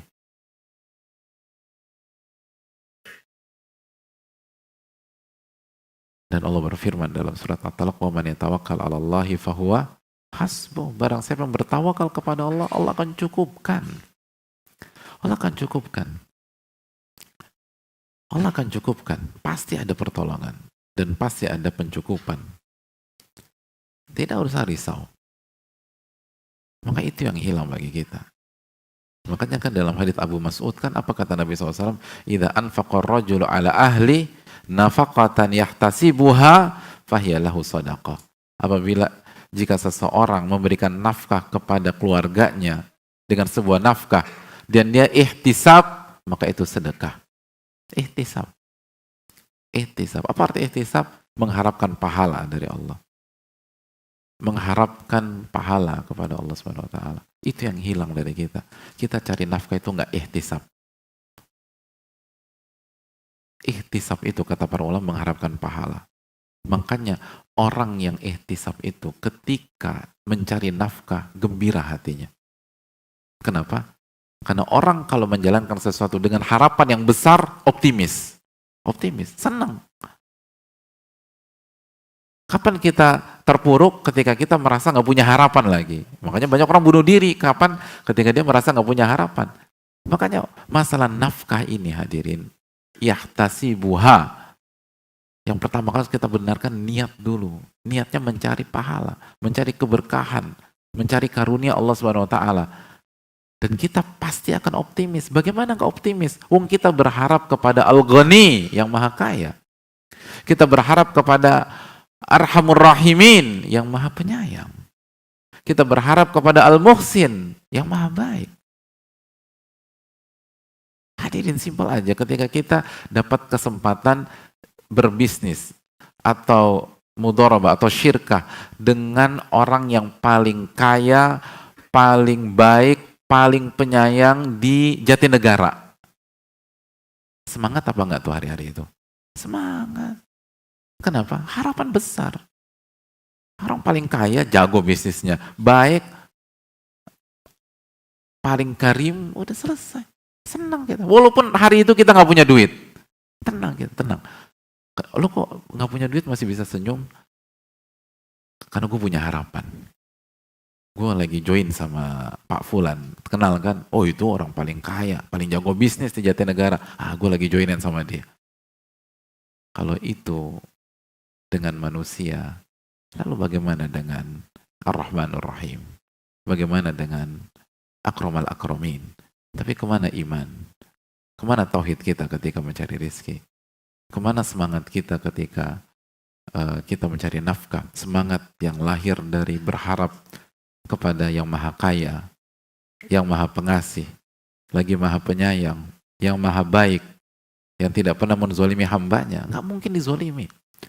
Wa annallaha laisa bidzallami lil abid. Dan Allah nggak pernah menzolimi hamba-hambanya. Surat Ali Imran ayat 182. Pasti dikasih, tapi sabar.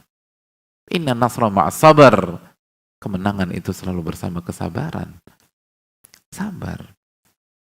Yang namanya sabar berarti ada ujian dari sisi waktu. Kalau langsung dikasih, nggak perlu kita sabar.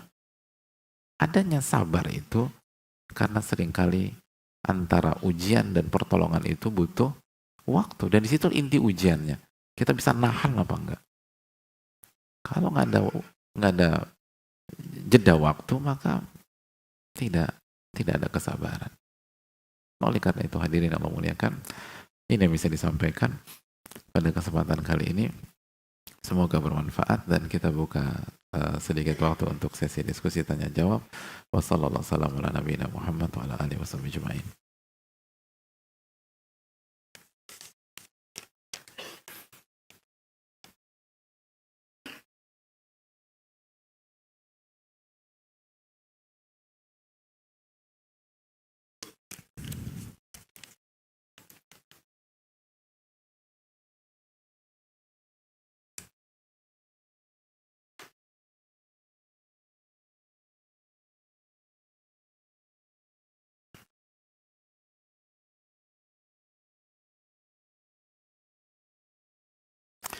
Assalamualaikum warahmatullahi wabarakatuh. Waalaikumsalam warahmatullahi wabarakatuh. Semoga Allah menjaga ustadz, ulama, dan seluruh umat Islam. Ustadz, amin ya rabbal alamin. Saya seorang perantau dan tujuan saya ke Jakarta untuk belajar agama dan untuk bertahan hidup, maka saya harus bekerja. Namun saya punya keinginan besok pergi umroh. Keinginan besar. Dari besar bisa jadi besok ya. Keinginan besar pergi umroh dan di kampung saya ada pekerjaan yang gajinya lebih besar dibanding gaji saya di Jakarta ini. Namun di kampung saya juga tidak ada kajian. Jadi yang mana saya harus pilih? Apakah di kampung gajinya tinggi agar bisa cepat menabung pergi umroh, atau di Jakarta bisa ikut kajian tapi gaji lebih rendah? Walau ta'ala misal, jawabannya di kota yang ada kajian dan gajinya tinggi. Itu opsi pertama. Saya rasa nggak ada perbedaan pendapat di masalah ini. Yang kedua, eh, kita harus memilih yang di lokasi yang paling kondusif dengan iman kita di hari ini, hadirin. Karena kita nggak tahu besok. Wa ma tadri nafsun madza taksibu ghadan, seseorang nggak tahu apa yang akan terjadi esok. Walaupun niatnya luhur, tapi kita nggak tahu apa yang akan terjadi esok hari. Jadi perjuangkan hari ini. Perjuangkan ini. Dan kalau kita diberkahi oleh Allah di hari ini, insya Allah Allah akan mudahkan hari esok. Al khairu la ya'ti illa bi khair. Kebaikan itu tidak akan datang kecuali dengan sebab kebaikan. Poin yang berikutnya, jadi ini bisa di kampung, bisa di Jakarta. Jadi yang bisa menyelamatkan iman kita, ketakwaan kita pada hari tersebut. Kalau dua-duanya aman, ya udah pilih yang lebih tinggi untuk bisa beribadah umroh. Paling nggak untuk sementara waktu. Setelah udah kumpul, kita bisa set ulang. Tapi kalau dengan kita balik ke kita keluar dari kota kita yang sekarang, terus iman kita goncang, bisa jadi tetap nggak umroh juga, kan gitu. Uangnya dapat nih, tapi kalau imannya turun, akhirnya dibelikan A, belikan B, belikan C, belikan D, nggak umroh juga. Jadi ini yang perlu kita camkan. Terus yang berikutnya, jamaah sekalian Allah muliakan, bahwa haji dan umroh kunci utamanya itu kejujuran. Jujur deh gitu. Karena tamu Allah, hadirin. Benar uang, tapi uang tuh bukan segalanya, serius deh. Itu dengan segala dengan segala sedikitnya pengalaman saya ya. Tapi kesimpulan saya sampai hari ini itu. Yang pertama kali kejujuran. Intas dukillah yasduka. Jika Anda jujur kepada Allah, Allah akan wujudkan cita-cita Anda. Saya kasih analogi sederhana lah hadirin sekalian. Kalau misalnya ya, kita orang kaya nih di Jakarta. Lalu kita punya teman di luar daerah yang nggak punya uang. Tapi kita tahu dia sangat sayang sama kita, cinta kepada kita karena Allah Subhanahu Wa Taala, dan sangat setia dengan kita. Bukan mengkultuskan atau fanatik, tapi setia dengan kita. Pokoknya selalu ini, selalu baik seterusnya. Lalu kita punya hajatan, anak kita mau menikah. Lalu kita undang dia dan kita dapat kabar bahwa dia nggak punya uang sama sekali. Kira-kira kita akan atur akomodasi buat dia nggak? Ini teman baik nih, hubungannya dekat, sangat setia, sangat baik dan seterusnya. Apa susahnya kita set buat dia untuk berangkat ke Jakarta untuk menghadiri dan jadi tamu kita? Ya kalau kita aja bisa berpikir demikian, falillahil mathalul a'la. Apalagi Allah SWT yang maha baik, maha pengasih, lagi maha penyayang, maha syakur, yang maha mengganjar. Kalau kita jujur dan kita tunjukkan, apa susahnya Allah memberangkatkan kita? Gampang. Di haji tahun kemarin ya, tahun kemarin, Dzulhijjah, walaupun berapa bulan yang lalu, tapi kan udah tahun kemarin. Haji yang kemarin ini, itu saya tahu persis, karena saya tahu dalamnya mereka. Itu ada lebih dari beberapa satu dua orang itu yang berangkat nggak punya uang sama sekali, berangkat nggak ada uang. Bahkan padahal di sisi yang lain ada orang yang berani bayar mahal nggak bisa berangkat. Ada orang berani bayar. Ada orang tuh di last minute di airport dia berani keluarkan 1 M untuk berangkat, nggak berangkat. Tapi ada satu nggak ada uang sama sekali. Saya tahu persis. Gak ada uang. Dan itu bukan satu orang. Berangkat. Dan gak minta-minta. Gak melakukan hal yang haram. Hadirin, jujur sama Allah. Berjuang. Saya tahu ada orang. Itu kerjanya jualan. Jualan nasi. Uangnya gak banyak. Setiap hari dia hanya bisa menyisihkan 5.000 untuk tabungan haji. 5.000 satu hari. Nah ini kalau dari wajah-wajah antum ini kan pakar-pakar matematika. Kalau 5.000 sehari, Berapa tahun yang dibutuhkan untuk berangkat haji? ONH biasa aja. ONH biasa berapa? Anggap saja 40 juta misalnya. Berapa? 5.000? Untuk bisa 40 juta butuh berapa tahun? Hah? Hah? Berapa? Hah? Ini pakai ilmu matematika atau ilmu ilham sih? Kok jaraknya jauh banget gitu loh? Hah? Berapa? Hah? Hah? 10 tahun? Yakin 10 tahun?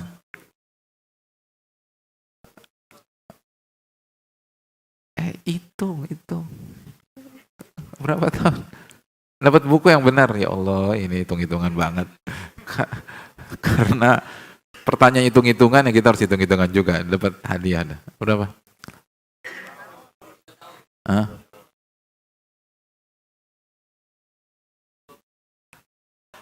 Pertama loh ada khilaf dalam masalah ini.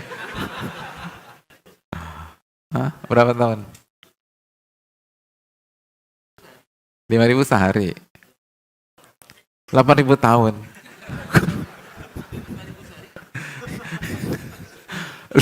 5.000 sehari. Untuk dapat 40 juta itu berapa tahun? Hah?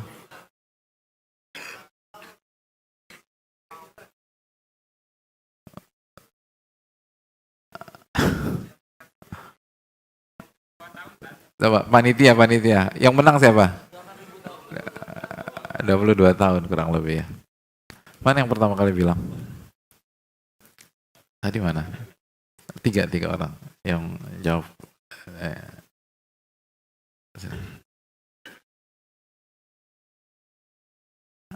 Itu NH biasa ya? Kalau NH plus berapa? NH biasa aja kita tadi nggak jelas Pak Ustadz, apalagi NH plus. Antum hadirin tahu beliau berangkat haji tahun depan. Bukan 5 tahun ke depan, bukan 20 tahun, bukan tahun depan. Beliau itu setiap hari celengin 5.000. Sebelum celengin doa sama Allah, nangis hadirin. Nangis, ya Allah, saya pengen haji. Terimalah harta saya nggak seberapa. Tapi saya yakin engkau maha baik sama saya. Mudahkan saya haji masuk. Tahun depan berangkat. Pertama kita udah nabung atau belum? Kita udah doa belum? Air mata kita sudah mengalir atau belum? Ya itu tadi lah. Ada orang pengen jadi tamu di rumah antum. Nangis. Masa antum gak kasih masuk kalau dia orang baik? Masa antum gak kasih? Jelasnya orang baik, orang soleh segala macam. Terus pengen bertamu, nangis. Masa gak dikasih masuk? Allah arhamur rahimin hadirin. Coba jujur sama Allah. Seringkali kita nggak persiapan dan kita nggak perjuangan. Haji itu jujur, ini haji apalagi umroh. Umroh lebih murah. Bismillah. Jadi ini tentang kejujuran dulu deh. Lalu all out, lalu benar-benar jujur. Tabung, doa lagi. Nanti Allah akan cukupkan. Jadi jangan terlalu pakai matematika dunia. Kalau pakai hitung-hitungan sekarang ya kita nggak berangkat hadirin. Jakarta udah berapa? Jakarta ONH. Hah? 45 ya, 46, 40-an tahun kalau nggak salah. Bayangkan. Kalau kita usianya 40 tahun sekarang, berarti insya Allah berangkat kapan? Ya itu kira-kira. Tapi semua bisa terjadi hadirin. Semua Allah tinggal atur aja, tinggal nanti akses dimudahkan, lalu kota ditambah, nanti segala macam, nanti ada. Apa susahnya bagi Allah Subhanahu wa taala? Mintalah pertolongan sama Allah. Allah taala bisa.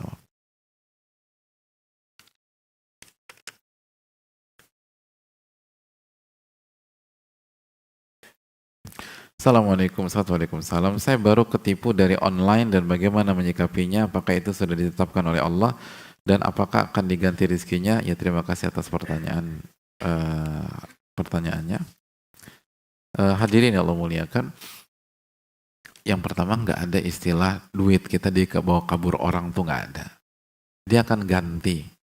Kalau nggak di dunia, di akhirat. Sebagaimana hadis muflis, hadis Muslim. Atadruna manil muflis, tahu nggak Anda siapa yang bangkrut, kata Nabi SAW.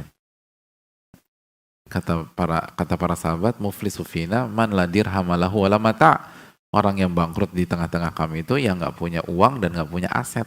Kata Nabi, bukan. Yang muflis itu adalah orang yang di akhirat nanti bawa pahala sholat, puasa, lalu dia mencela A, ini B, ngambil uang A, ngambil uang B, merendahkan kehormatan A, B, lalu pahalanya diambil, ditransfer ke korbannya, atau dosa korbannya dikasih ke dia itu. Jadi pasti diganti. Dan diganti di akhirat lebih menguntungkan. Lebih menguntungkan karena langsung pahala. 100% pahala. Jadi kita dibawa kabur berapa? Misalnya kita ditipu 100 juta. Maka 100 juta itu konversikan ke pahala, dikasih. Kalau misalnya 100 juta itu dikembalikan hari ini, mungkinkah 100% berubah jadi pahala? Jujur deh, jujur. Kalau kita dapat 100 juta nih, yang jadi pahala berapa persen? Hah? Kalau kita dapat 100 juta, kira-kira yang jadi pahala, semoga Allah terima ya. Kalau Allah terima, itu berapa? Hah? Setengah juta. Ya Allah, tega banget. 100 juta. Setengah, Ustaz. 50 juta. Ya setengah juta. Pikir setengah apa? Susah loh hadirin. Pengen beli ini, pengen beli itu, pengen segala macam. Akhirnya cuman kadang-kadang 200 ribu, 300 ribu aja. Tapi ini 100 juta dapat di akhir kiamat. Aman. Gitu. Jadi tenang aja. Nggak, kalau kita beriman, makanya rizki batin itu penting. Yakin bahwa Allah tuh akan ganti. Apalagi kalau kita sabar pahala lagi. Jadi uang kita aman, kita dapat pahala sabar. Dan kalau kita dapat pahala sabar, berarti kita beramal soleh. Beramal soleh, Allah kasih rizki dari arah yang kita tidak duga-duga. Selesai masalah. Jadi dibayar di akhirat lebih menguntungkan daripada dia bayar di dunia. Tapi kalau dia tobat, dia mau balikin duit antum, ya jangan antum tolak. Di akhirat aja, di akhirat. Ya dia mau bayar, terima udah. Enggak, aku nggak mau terima. Aku mau di akhirat aja. Jadi itu poin wallahu ta'ala misal.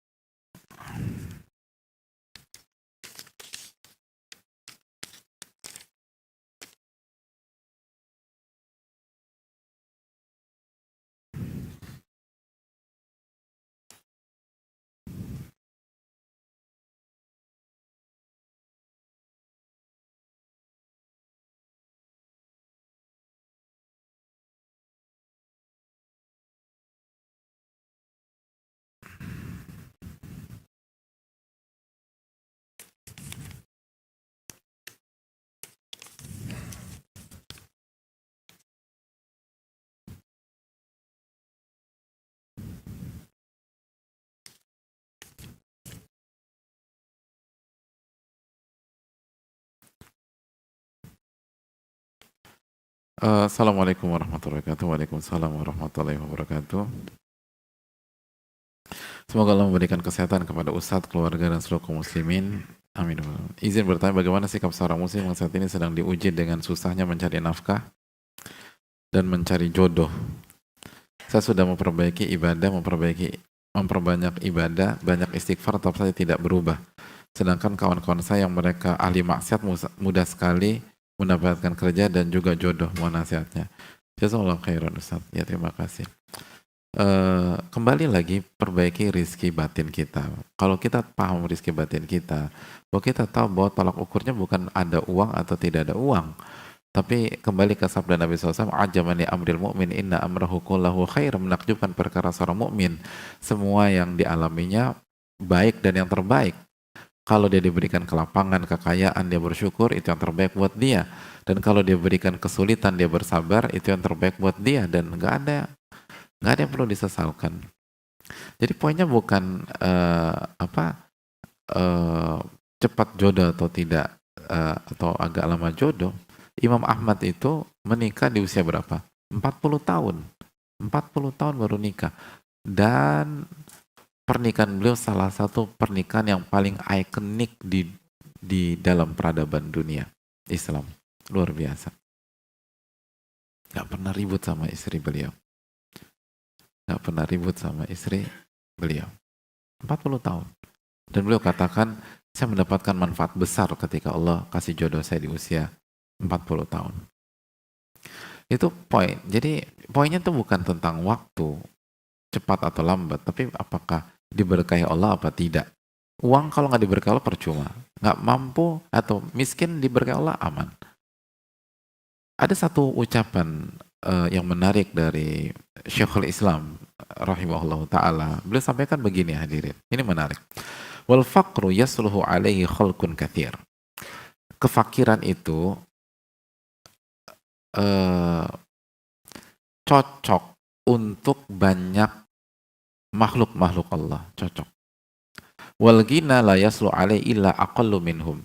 Tapi kekayaan tidak cocok kecuali bagi minoritas dari manusia. Gitu. Ngerti nggak hadirin?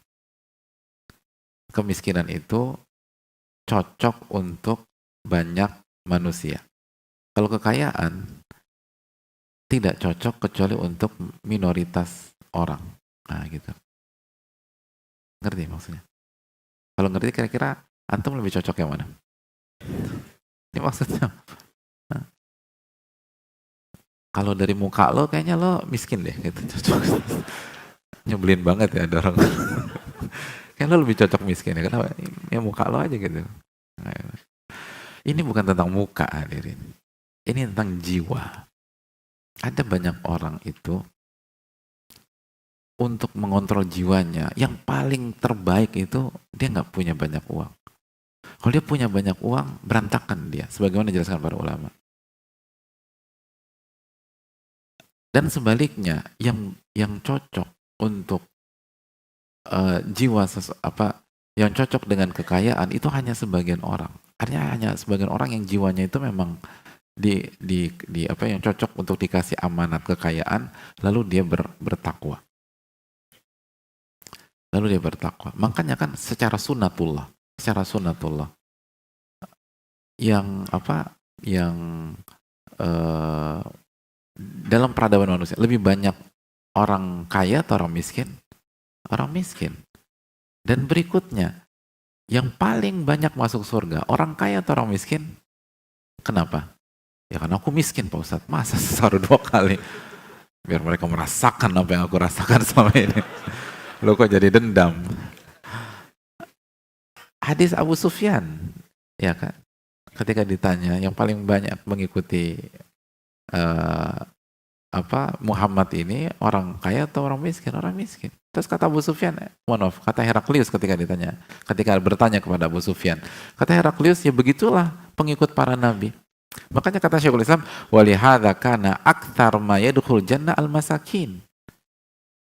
Itulah sebabnya mengapa mayoritas yang masuk surga itu orang miskin. Karena Allah tuh maha bijak hadirin. Maha bijak. Jadi kenapa Allah ciptakan kemiskinan? Karena memang mayoritas orang itu cocoknya untuk bisa bertakwa, jadi baik dan beristiqomah itu ketika hartanya sedikit. Dan bukan berarti dia nggak produktif loh. Ingat, konsep miskin dan fakir dalam konsep kita tuh berbeda dengan ahli dunia. Imam Syafi'i bilang apa hadirin? Imam Syafi'i bilang, ulama ada yang kaya dan miskin. Dan yang miskin itu fakrnya ikhtiari, pilihan. Pilihan. Jadi bukan, kalau kita kan terpaksa ya, benar gak sih? Iya lagi. Kalau ulama tuh mereka punya pilihan. Tapi mereka lebih memilih kemiskinan. Dan mereka sangat produktif. Dan punya karya besar. Imam Ahmad itu kan dari kecil sampai wafat itu miskin. Emangnya nggak bisa kaya beliau? Oh. Dan sengaja. Dan beliau pernah ditanya, kenapa sih engkau lebih memilih sering merasakan lapar? Padahal kan kalau kenyang bisa. Imam Ahmad hadirin. Kata beliau, apakah dapat pahala? Dikatakan, bukankah meninggalkan syahwat itu dapat pahala?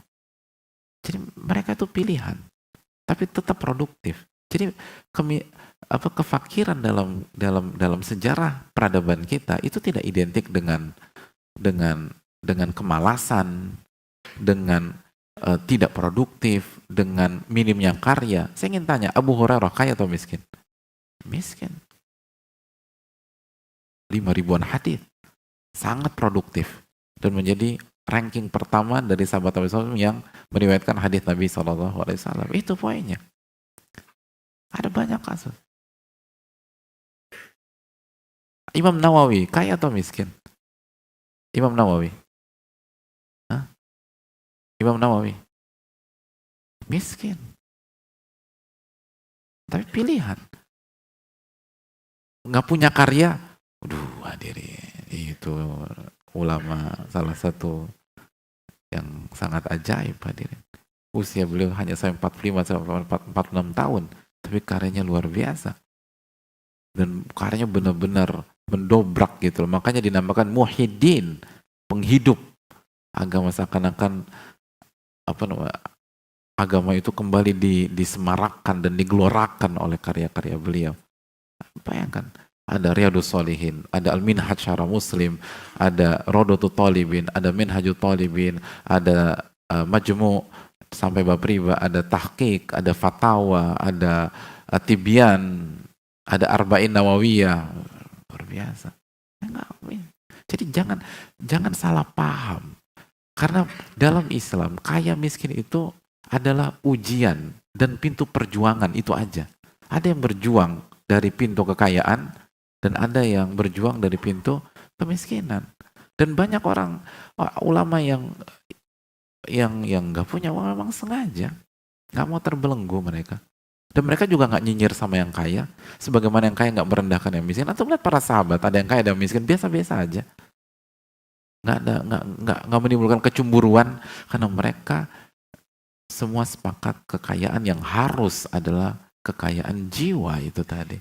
Adapun kekayaan atau rezeki fisik itu hanya sebuah pintu perjuangan hidup dan ujian kehidupan yang kalau kita dikasih kita bersyukur, kita berhasil, dan kalau kita disempitkan kita bersabar, kita pun berhasil. Berhasil versus berhasil, nggak ada yang kalah hadirin. Mana yang kalah? Yang kalah adalah tidak bersyukur dan tidak bersabar. Itu yang perlu kita camkan bersama-sama. Jangan kita nih, makanya kata para ulama, sebagaimana dijelaskan Syekh Shalih Utsaimin, wahjur awaidahum, penuntut ilmu itu cara berpikirnya nggak sama dengan mayoritas orang, beda. Makanya badal Islamu ghoriban wa sayudu ghoriban kama bada fatubalil ghuraba. Islam datang dalam kondisi asing dan akan kembali asing, maka beruntunglah orang-orang yang dianggap asing. Dan di semua bidang master class itu selalu out of the box, selalu berpikir berbeda. Karena mereka nggak akan bisa melahirkan karya besar di bidang apapun itu kalau mereka cara berpikirnya sama dengan mayoritas. Selalu demikian. Tapi kan kita berpikir berbeda bukan untuk menjatuhkan orang, mencela orang, merasa sombong, merasa kita lebih pintar. Enggak. Karena kita berusaha mengikuti Al-Quranul Karim dan sunnah Nabi kita SAW. Dan itu konsepnya. Dan lihat keterangan para ulama kita. Jadi jangan salah arti bahwa kemiskinan atau kefakiran artinya nggak produktif, nggak punya karya, nggak semangat, males, jobless, nggak beda. Dulu para ulama kita yang miskin-miskin tuh karyanya luar biasa dan menginspirasi. Mereka influencer sejati. Mereka mempengaruhi jutaan orang dengan keikhlasan mereka, dengan karya mereka, dengan pengorbanan mereka. Itu poinnya. Lihat bagaimana Mus'ab bin Umair, peran beliau di kota Madinah. Mus'ab bin Umair pada ketika masuk Islam diboikot dan miskin Mus'ab bin Umair. Tapi peran beliau di kota Madinah nggak ada yang bisa melupakan hal tersebut. Nah itu yang harus kita camkan. Ada yang berjuang dari harta, ada yang berjuang dari kemiskinan, biasa aja. Nggak ada itu. Atau siapa harus jadi orang kaya dulu, enggak. Ada kotak-kotak yang memang hanya orang kaya yang bisa, tapi ada kotak-kotak yang hanya orang miskin yang bisa. Dan ingatlah, kita ini ditolong karena orang-orang lemah. Innamatun sorun wa turzaqun bidu'afaikum, kata Nabi SAW. Kalian itu ditolong dan diberikan rizki melalui orang-orang lemah di antara kalian. Karena keikhlasan mereka dan doa-doa mereka. Jangan pernah meremehkan orang-orang seperti itu. Sejarah mencatat ditolong oleh mereka. Orang-orang lemah. Makanya mayoritas pengikut Nabi SAW orang-orang lemah. Ini yang bisa disampaikan. Jazakallahu khairan, semoga bermanfaat dan semoga Allah menjaga kita semua dan semoga Allah memberkahi masjid ini dan memberkahi dan memberikan pahala besar pada DKM, panitia dan jamaah semua, dan semoga Allah SWT memberikan kita ilmu yang bermanfaat dan melindungi kita dari ilmu yang tidak bermanfaat. Allahumma inna nas'aluka ilman nafi'an wa na'udzubika min ilmin la yanfa'. Allahumma alimna bima yanfa'una wanfa'na bima 'allamtana. Subhanaka wa bihamdika la ilaha illa anta astaghfiruka wa atubu ilaik. Assalamualaikum warahmatullahi wabarakatuh. Syukran. أعوذ بالله من الشيطان الرجيم بسم الله الرحمن الرحيم